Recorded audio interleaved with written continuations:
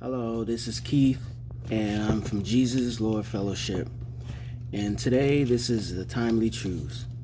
So today, I wanted to talk about Psalm 46:10, where it says, "To be still and know that I am God." But first, I wanted to read through the verses, starting with verses 1, Psalm 46. And it says, "God is our refuge and strength, a very present help in trouble.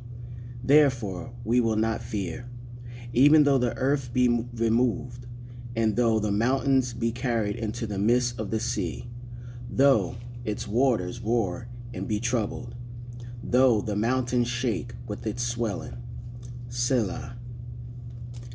There is a river whose streams shall make glad the city of God, the holy place of the tabernacle of the Most High. God is in the midst of her. She shall not be moved. God shall help her just at the break of dawn. The nations raged, the kingdoms were moved. He uttered his voice, the earth melted. The Lord of hosts is with us. The God of Jacob is our refuge. Selah. Come, behold the works of the Lord, who has made desolations in the earth. He makes war cease to the end of the earth. He breaks the bow and cuts the spear in two. He burns the chariot in the fire. Be still and know that I am God. I will be exalted among the nations. I will be exalted in the earth." And when I was reading that, it gave me some references to read through the book of Habakkuk. I was reading through the book of Habakkuk, and it kind of give you a better explanation what God meant by saying that, because sometimes we think it's talking more about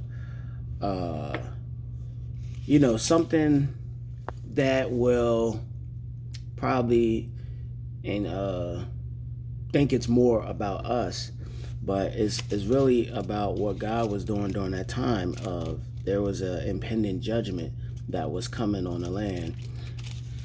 And in the book of Habakkuk, he had questioned God. He was wondering why are these things happening? Crying out to God, why are these things happening? And it just made me reflect on how much we've been going through for a couple years now. If it wasn't the pandemic, and if it wasn't somebody telling you need to store up food because it's going to be a famine, and or somebody telling you need to stay in the house, or cover your face, or so many things are going on. It's like if it's not one thing, it's another. It's like if we get through one situation, something else come out. Then we have the situation with Russia and Ukraine, and you see this stuff and you're wondering, like, why is so much stuff happening? And sometimes we question God, like, why are you allowing so much injustices going on? Do you not see what's going on? And then if it's not the Russian-Ukraine situation, then we have the situation with the gas prices, the inflation. Things are going up, and it kind of makes you fearful and wondering, like, what's going on? So when I was reading through the book of Habakkuk, and he was questioning God, wondering, why is going on? Why is so much injustice is going on? And sometimes God will allow his people to be disciplined by people who are more evil. And we don't understand, but God also brings about certain situations that goes according to his purpose, because it's things that God wants his people to do, to know, and to understand. And sometimes things have to happen. Not saying God calls things to happen, but he allows certain things to happen because he know in the long run it will benefit us. Because sometimes we could be so self-reliant on ourselves. our jobs, or or certain positions and stuff like that, and we're less reliant on God. And sometimes I think living in America, or even living in the world, but living in America could sometimes seem like you're watching TV so much, to the point that we see so much evilness going on from other people, or even on the TV. And sometimes, I don't know, maybe it's just me, but you kind of feel less sensitive of the things that you're doing, or the things that God called you to do, and you're not doing it, and you don't realize why you're not doing it. But you're looking at other people and you notice them, but they're not doing it. But God sees things that we should be doing and we're not doing. So there was an impending judgment that God was bringing on the land, and God was using more wicked people to discipline his people, who he says who are doing things that weren't right. But then we wonder, why do evil goes unpunished, and why so much stuff happened. But God also has a pending judgment that goes against the people that's coming against him, coming against his people. Like the situation with the Babylonians, they was coming against Judah, but God also allowed another army to overtake the Babylonians, because God does things in his own perfect timing. We just don't understand. We have questions, but then God also tells us to wait.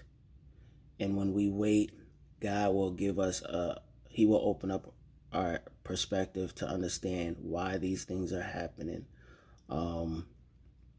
why things must take place.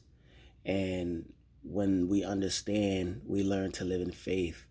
I don't know, but everything that goes on, that's going around, it seems more of uncertainty. We don't know what's going on, how things are going to happen. But either way, it's bringing people closer to God. If they haven't believed in God, some are believing now. Even some who may have turned away from God end up on their deathbed, and then they receive Christ on their deathbed.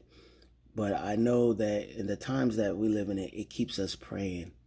It keeps us fasting. It keeps us seeking his word, because we can't trust in our own selves. We can't trust in our finances. We can't trust even in other people, but it causes us to put more trust in God. So we are learning to live by faith. Everything, even all the evil that's going on, we can't trust in, but we are learning to live by faith. And a little something from the book of Habakkuk, where it talks about Habakkuk accepted that he was Habakkuk accept that he was a prophet with the courage to ask God some difficult questions. Through those questions, he received the divine message, not just of impending judgment, but of eventual hope and deliverance. Habakkuk transitioned from complaints and questions to prayer and praise. Following his honest dialogue with God, Habakkuk understood that what was happening was far more than international politics. It was a compassionate, sovereign God working his perfect plan of salvation and redemption. Habakkuk concluded his book of prophecy with one of his most beautiful, encouraging illustrations of faith in all of Scripture. A faith based on who God is, rather than what he does. Habakkuk starts with fear and ends with faith. He opens with confused questions and closes with quiet confidence. He begins by demanding of God, why, and concludes by declaring, I will wait. What made the difference? He sought God, surrendered to his sovereignty, and made the choice to be one of the just who will live by faith. And that is timely truth.